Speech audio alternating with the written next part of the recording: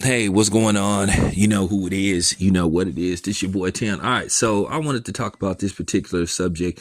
I found this very interesting because keep in mind, I've talked about this over the years. I made several videos concerning this particular subject matter and basically the pros and cons of, being in Hollywood.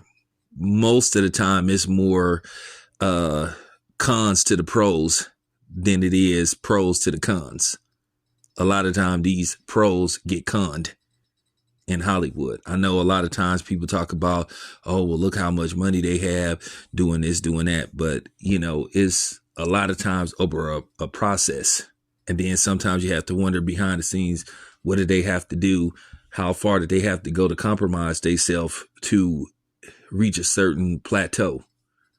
So with that being said, I'm going to let you guys hear this.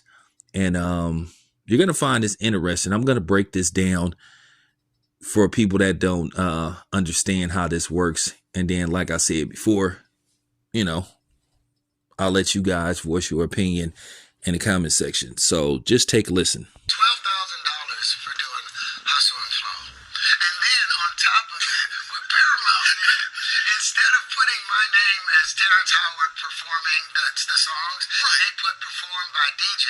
Well, they own DJ.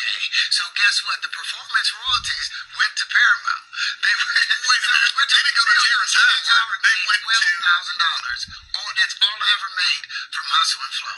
Everything else went right back into Paramount. So now I gotta sue Paramount or send them a letter. Are you serious? I gotta send them a letter to say, hey, you guys owe me about 20 years worth of residuals and performance royalties. But I didn't know. I was just trying to pay my rent then.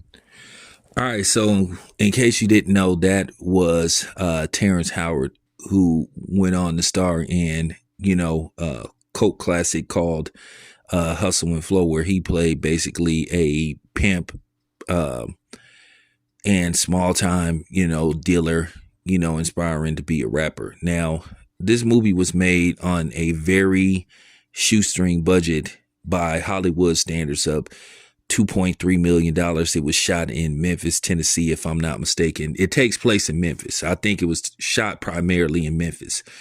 And, with that being said, the movie went on to gross around $25 million at the box office.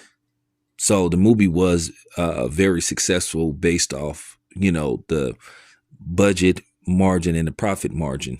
So once again, this movie cost 2.3 to basically make, and it did around 25 million domestically. So the movie turned to profit.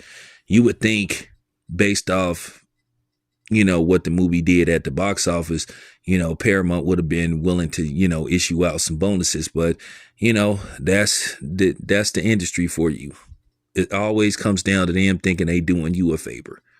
But, nevertheless, Terrence Howard also said that basically they cheated him out of performance royalties.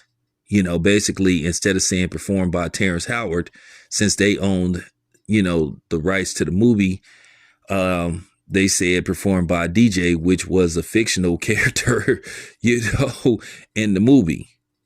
So basically, Paramount collected all the performance royalties. So they cheated Terrence Howard out of a lot of money. So basically, he's saying that, hey, I'm going to have to get at y'all because y'all owe me some money. But this is what they do in Hollywood. They do this kind of stuff on a regular basis. Once again, he only made $12,000. This movie cost $2.3 million to make, and it did $25 million domestically at the box office. You don't mean to tell me that Paramount could have just took $1 million and just gave the cast and crew bonuses just for being in the film? But, like I said, that's how these studios get down. It's all about them. Nevertheless, at the end of the day, you're not a movie studio. You're not a production company without good actors.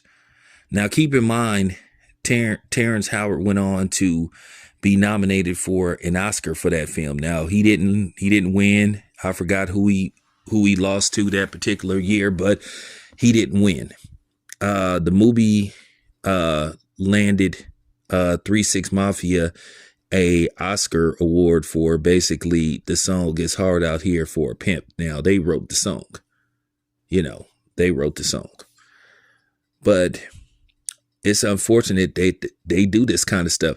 The frustration that goes on in Hollywood with how they treat people. Now, keep in mind, Terrence Howard hasn't really been working. He said he was frustrated with the industry and he's trying to take matters into his own hands. He also went at SAG, Screen Actors Guild. That's sort of like their version of a union. He said they really don't do nothing for you. So, he was just talking about a lot of things that went on with that film. Now, on a side note, I'm gonna have to do a separate video about this, but Terrence Howard also said that he almost walked off the set of Hustle and Flow, or he was about to quit, because basically, if I'm not mistaken, John Singleton, served as an executive producer, and the director called for a scene where basically they wanted his character to basically push a woman down the stairs. And basically he was like, nah, I'm not going to do that scene, because basically if I do that scene, which I'm already paying, I'm already playing a pimp and a small time dealer, so basically I'm trying to use the rap music as a way of like redemption and redeeming myself. Basically, if I do this, I basically destroy the character, and it is no redemption for the character, because we all know what happened at the end of the movie. He stomped somebody out, and he ended up, I think his character had to do like a year in jail or something, but the song ended up blowing up while he was in jail and stuff. So, with that being said, he said basically it would have destroyed the character development, and he refused to do it.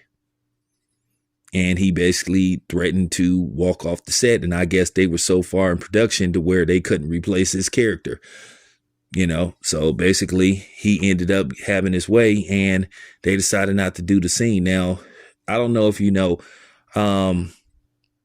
I'm starting to look at John Singleton a little bit funny. Now, to be fair, John Singleton isn't here to defend himself, but hearing these things, it make you scratch your head and have question marks, the imaginary question mark, about John Singleton. Now, keep in mind, one of the reasons why the Tupac film left his hands and left Columbia and went through a bunch of different movie studios until it finally got to Lionsgate is there was a scene that John Singleton, when he was slated to be the director, he wanted to put in this scene where Tupac got basically violated in prison.